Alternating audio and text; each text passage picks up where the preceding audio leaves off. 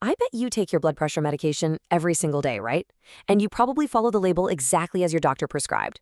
You see take once daily printed on the side of that little bottle, you swallow the pill and you think, great, I'm fully protected. But what if following those simple instructions actually isn't enough? What if there's a huge hidden variable that you're completely missing? Well, that hidden variable is timing. And it might actually be making your medication way less effective, or worse, actively putting you at risk.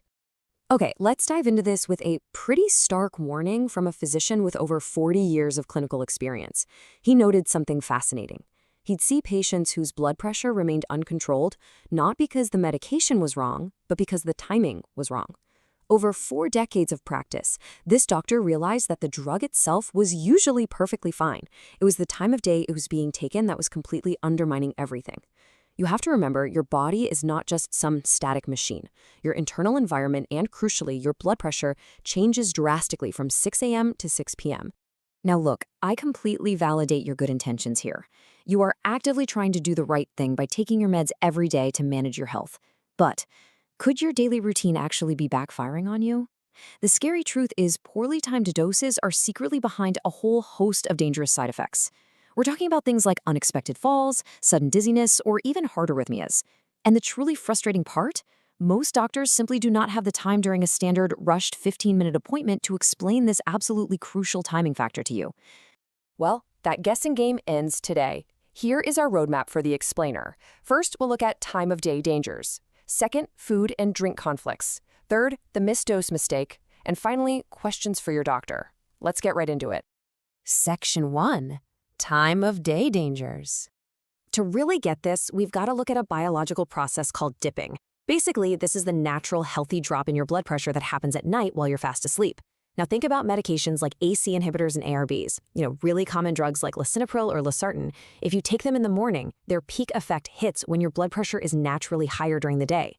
But the research here is incredibly nuanced. The hydrochronotherapy trial actually showed that taking these medications at bedtime reduced cardiovascular events and mortality. Huge, right? However, another major study called the TIME trial found absolutely no significant difference. So what does this all mean for us? It means there is no one-size-fits-all answer. The ideal time strictly depends on the individual. And this brilliantly illustrates the stark contrast we're dealing with. Morning dosing means the drug peaks during daytime stress. Bedtime dosing means it peaks at night. But if your blood pressure already drops significantly at night on its own, taking your pill at bedtime could lead to something called overdipping. That's an excessive, totally unsafe drop in pressure. So the key takeaway here, you absolutely shouldn't just guess. You need to ask your doctor to assess your specific, personalized blood pressure profile so you know exactly when your medication will be the safest for you.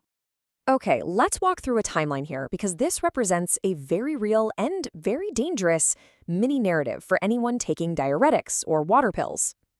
Say you take your diuretic late in the afternoon, around 5 p.m. By 7 p.m., that medication is peaking in your system, actively forcing your kidneys to excrete water. Fast forward to 2 a.m. You wake up urgently needing the bathroom. The room is pitch black, you're disoriented, and you're definitely not fully alert.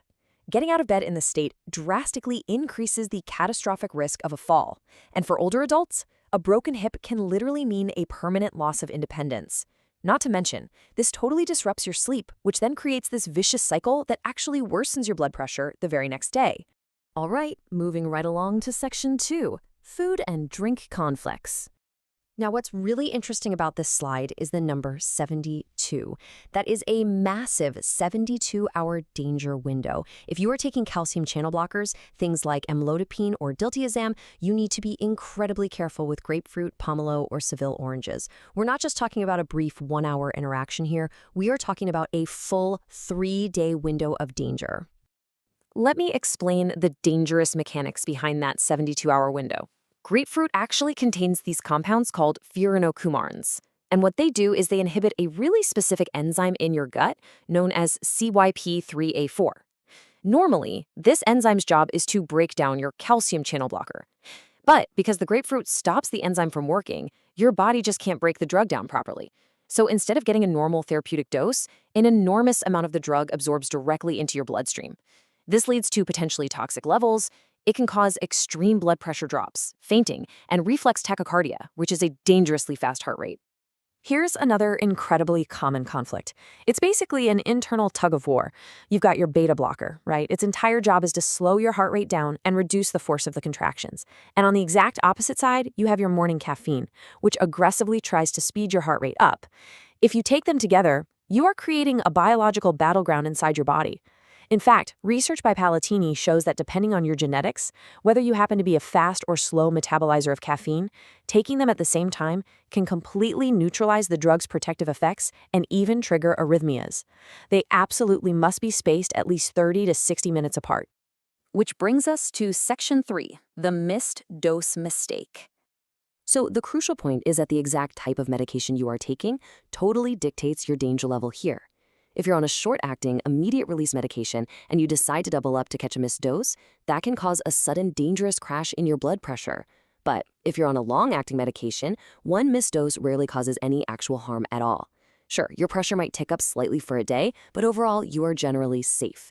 This emphasizes exactly why blindly doubling up your pills when you panic is such a terrible, dangerous idea. To protect yourself, here is just a really solid general safety rule to live by. If you remember you missed your dose within just a few hours, go ahead and take it. But if it's already getting close to the time for your next scheduled dose, just skip the missed one entirely.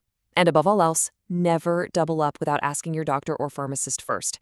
I strongly advise you to have this conversation, literally write your doctor's specific protocol down, and physically stick it on your fridge. That way, you aren't left frantically Googling medical advice in a total panic at 2 a.m. Let's move to and see how this builds into our final part, Section 4, Questions for your doctor. First, ask them point blank, what time of day should I take this to get the best effect based on my blood pressure pattern? This is incredibly important because it moves you way beyond standard generic pharmacy practice. It forces your doctor to actually look at your personal data and personalize your daily routine for maximum safety and maximum efficacy. Next, you want to tackle your diet. Ask, are there any foods or beverages I should avoid, and how long before or after taking the pill?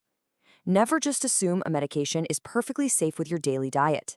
Remember, asking this specific question uncovers those hidden 72-hour grapefruit dangers or those daily morning caffeine conflicts we were just talking about. Third, plan for emergencies. If I miss a dose and remember later, what exact steps should I take? Getting the specific answer on your medical record right now, while you are totally calm and sitting at the doctor's office, is absolutely the only way to avoid falling into that dangerous doubling up trap later on when you're stressed out at home. Then, think holistically. Ask, are there any other medications or supplements I'm taking that might interact with this timing? This is a brilliant question. It ensures that one medication you've been prescribed isn't accidentally working against another supplement or drug inside your body at the exact same hour of the day. And finally, especially if you're over 60, you need to ask, based on my age and balance, is this timing minimizing my risk of falls or side effects? This brings the entire conversation firmly back to what really matters: preserving your independence, improving your sleep quality, and actively avoiding those catastrophic nighttime diuretic disasters we looked at earlier. Your blood pressure medication should work for you. But as we've seen today, the right pill at the completely wrong hour can be a quiet recipe for disaster. So don't wait for your next scheduled checkup. Call your doctor or a pharmacist today with these 5 questions. Because honestly, if something as simple as the hands on a clock or a morning cup of coffee can completely rewrite your heart health, what other hidden variables in your daily routine are secretly working against you? Let me know in the comments if you've ever noticed a difference when you changed your medication timing. Stay curious, stay informed, and thanks so much for joining me on this explainer.